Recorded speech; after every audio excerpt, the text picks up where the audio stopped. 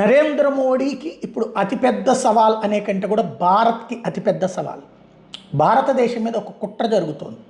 ఇదివరకు చైనా చేసిన కుట్రల గురించి మాట్లాడుకుని ఇప్పుడు అమెరికా చేస్తున్న కుట్ర. భారతదేశంలోకి అమెరికాకి సంబంధించిన పాల ఉత్పత్తులు తెచ్చిపెట్టాలనుకుంటున్నారు.